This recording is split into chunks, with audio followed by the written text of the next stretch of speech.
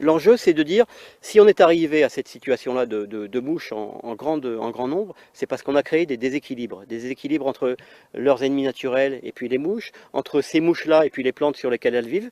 Et donc, la démarche, c'est de restaurer des équilibres. Et ça s'appelle de l'agroécologie. Et donc, ce projet, il s'appuie sur une démarche où on va essayer de restaurer des équilibres entre ces mouches et puis les plantes sur lesquelles elles vivent, leurs ennemis naturels, etc. Conçu par le CIRAD et porté par la Chambre d'agriculture, le projet Gamour, qui a démarré au début de cette année, fédère une douzaine d'acteurs du monde agricole réunionnais.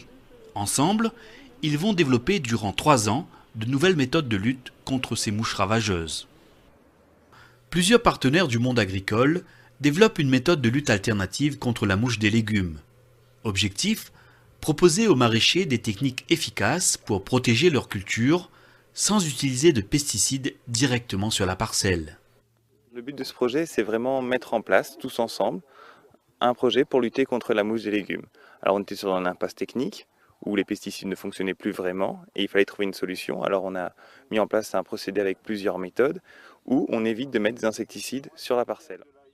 Depuis plus d'1 an, le projet Gamour est en phase de développement. Le CIRAD et ses partenaires mènent un programme de lutte contre ce ravageur, devenu l'ennemi public numéro 1 des maraîchers. Expérimentés sur des sites pilotes, 3 méthodes de lutte contre la mouche des légumes se révèlent efficaces, à commencer par l'augmentorium. Un augmentorium, donc c'est cette espèce de...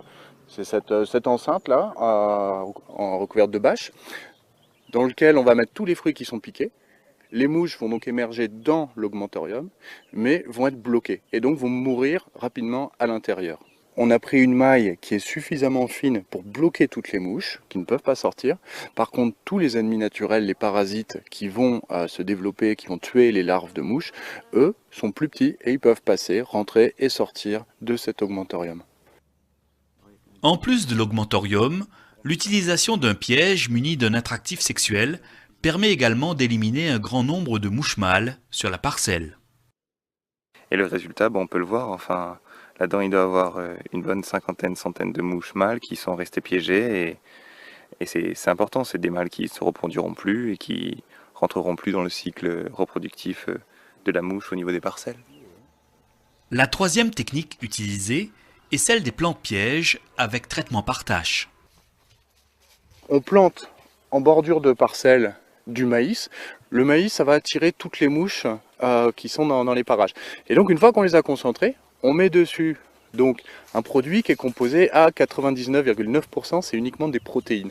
Elles viennent manger le produit et uniquement les mouches viennent le manger. Les abeilles, les parasites, toute la faune auxiliaire ne vient pas manger le produit.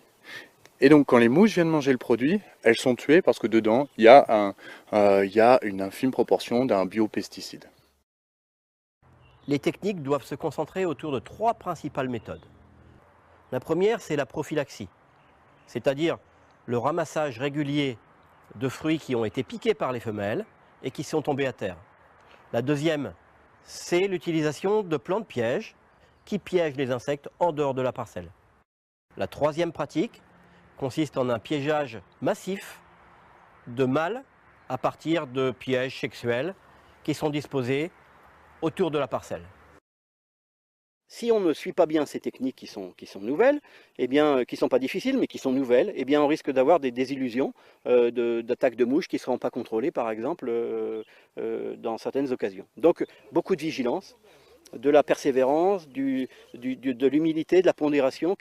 Donc, bien continuer ce qui a été entamé, de façon à montrer que, on va pouvoir s'engager vraiment sur la voie de l'agriculture durable, l'agriculture saine, telle qu'on voudrait qu'elle soit à La Réunion dans les années, les décennies à venir.